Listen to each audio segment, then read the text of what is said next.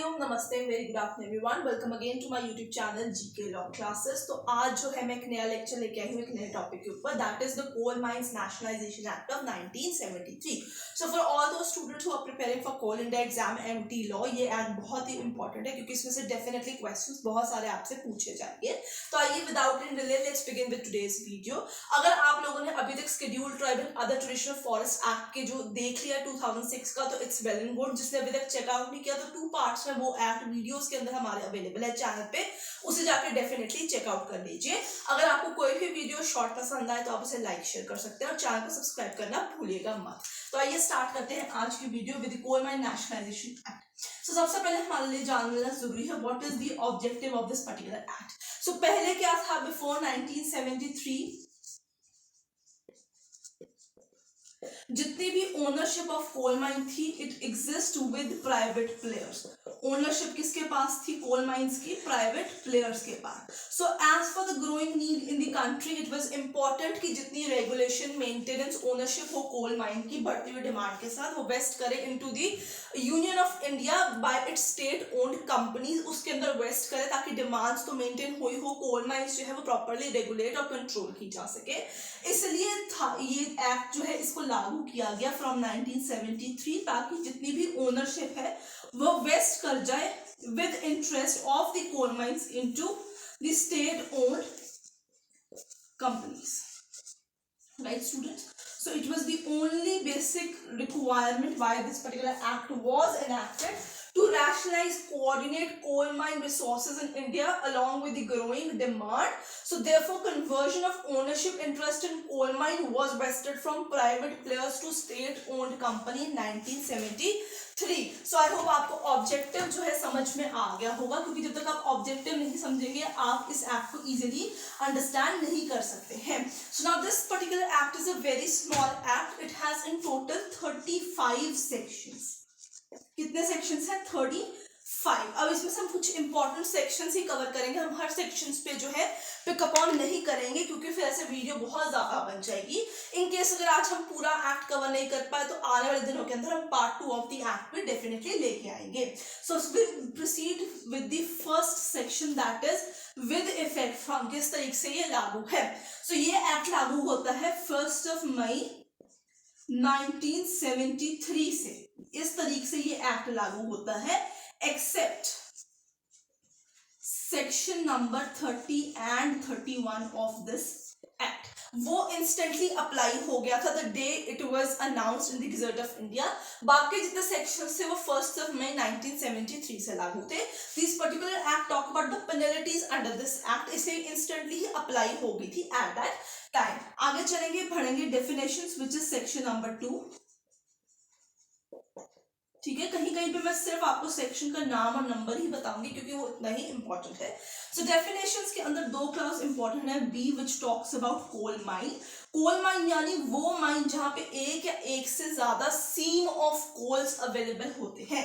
I am talking about seam, SEAM of coals. एक से ज्यादा जिस माइन में अवेलेबल होंगे उसे कोल माइन कहा जाएगा।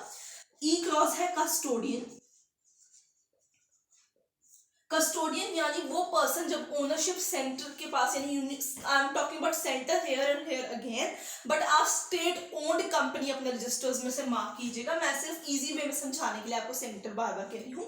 सो when the ownership of this coal mine will vest from private to state owned companies, a custodian would be appointed by the union of India on their behalf to take over the management and the control of that particular coal mine, और वहां पे जितनी management है वो smoothly चल सके इस चीज के अंदर कस्टोडियन को वहां पे अपॉइंट कर दिया जाएगा। Now let's proceed further with section number 3।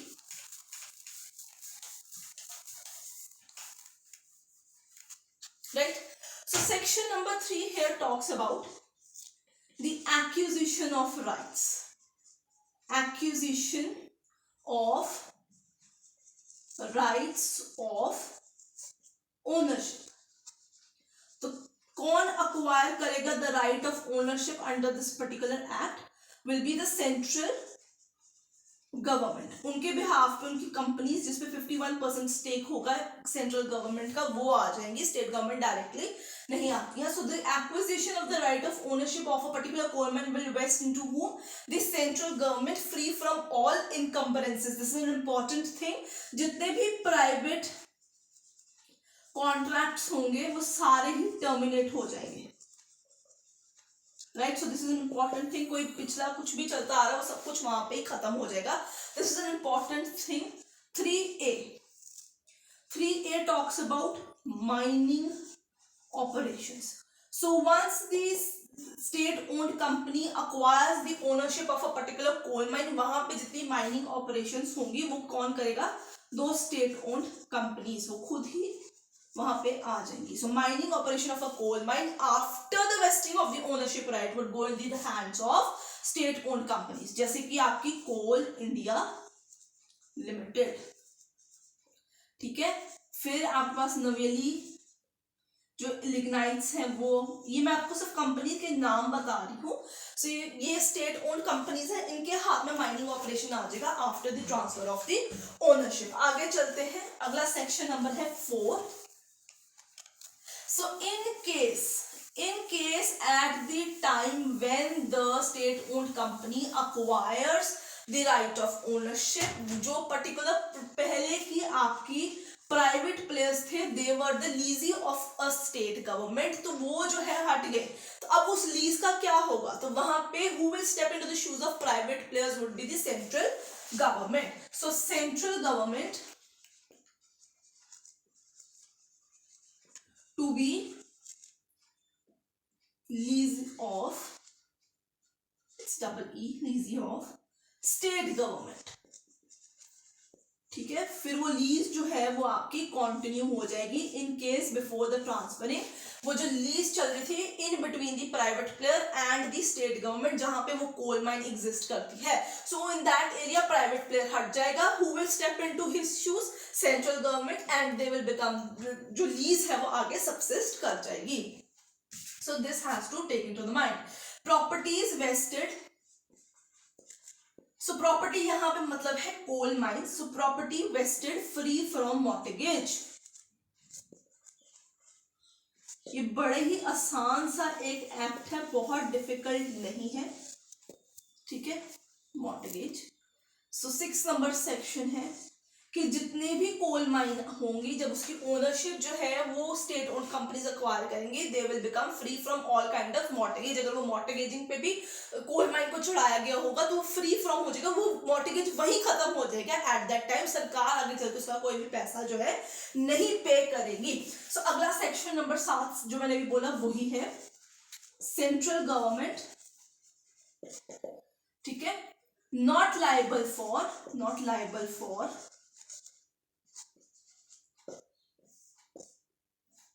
Prior liability की जवाबदारी प्राइवेट कंपनी की है. सरकार ने जब अक्वायर करनी ओनरशिप, उन्हें पैसा देना है तो वो उस पैसे से उतार सकते हैं. सेंटर का जो स्टेट ओन्ड कंपनीज है उनका कोई लेना देना इस सारी चीजों के अंदर नहीं है. पेमेंट ऑफ अमाउंट, अब मैंने आपको पिछले सेक्शन में बता दिया कि उनको पैसा मिलेगा. So payment of amount to the coal mine owner on transfer of ownership जो है वो गवर्नमेंट देती है अंडर सेक्शन नंबर 8. सो जितने भी बिफोर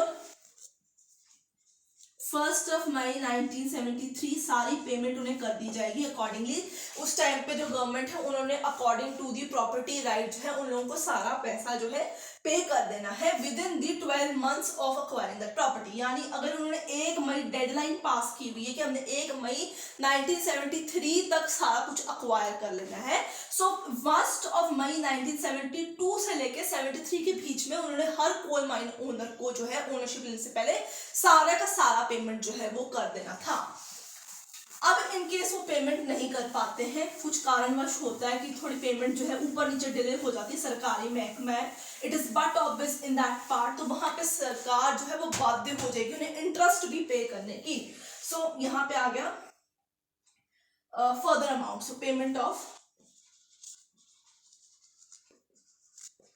फर्दर अमाउंट, ठीक है. डिले हुई है पेमेंट की, ठीक है, या कोई साथ में लगती हुई एक्स्ट्रा प्रॉपर्टीज भी है तो उसका पेमेंट भी सेंटर जो है वो देगी। सो इंटरेस्ट कितना पे किया जाएगा, इंटरेस्ट पे किया जाएगा of 4% per annum along with the amount so decided to be given to the coal mine owner at the time of acquiring the ownership right। अब आगे चलते हैं, कस्टोडियन की डेफिनेशंस मैंने आप लोगों को पहले ही बता दी है, तो सेक्शन नंबर 11 आ चुका है। MGMN माने management, to all those who don't know, जिन्होंने हमारी प्रीवियस वीडियोस नहीं देखी। So management of coal mines is the next section, section number 11। It vest with the custodian, जैसे मैंने आपको बताया, who is appointed by the union of India.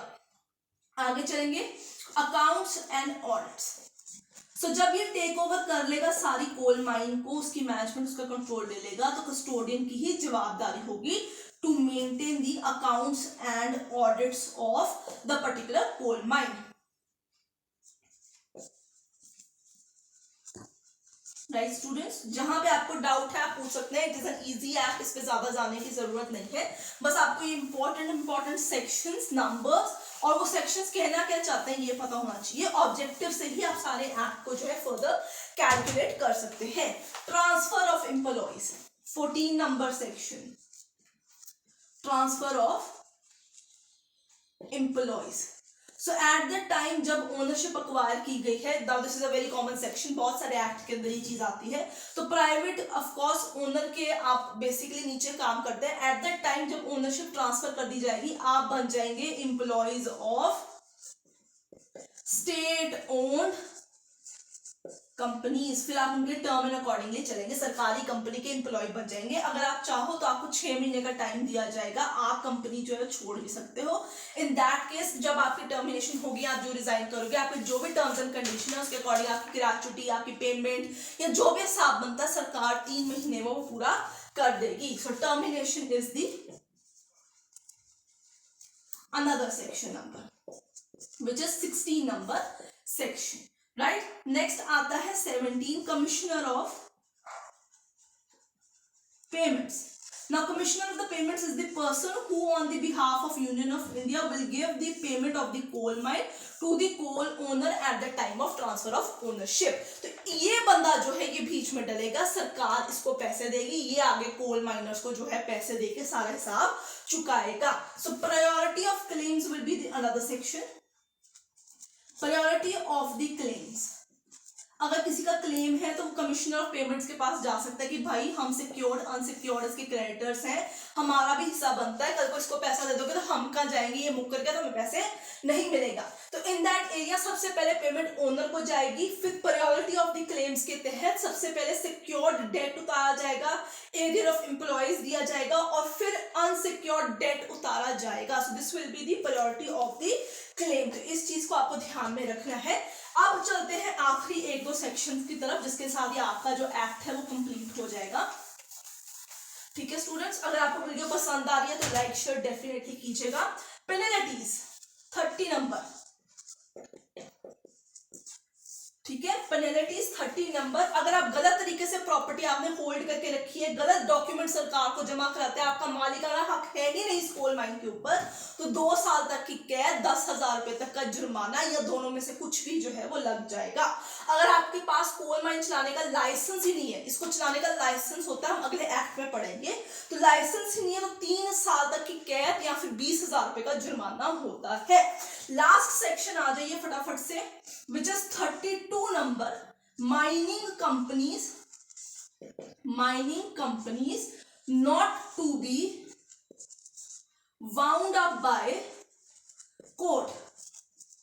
ठीक है, ये चीज आपको याद रखनी है। सो जितनी भी कंपनीज है उसकी बाइंडिंग आप जो है कोर्ट ऑर्डर से नहीं होगी, जब तक कि जो सेंट्रल गवर्नमेंट है वो कंप्लेंट जो है नहीं लिख के देगा टू दी कोर्ट कि आप जो है बाउंड अप की प्रोसीजिंग स्टार्ट करो। So basically it should not be bind up by the court, it could only be bind up with the complaint by the central government to the court. So student, this was your whole act of the coal mine nationalisation act of 1973। I hope आपको आज का act पसंद आया होगा और आपने इसे definitely pen down भी कर लिया होगा। If you liked it, don't forget to hit the like share button। कोई डाउट है तो कमेंट सेक्शन में मेंशन कीजिएगा। I'll see you next with the another act।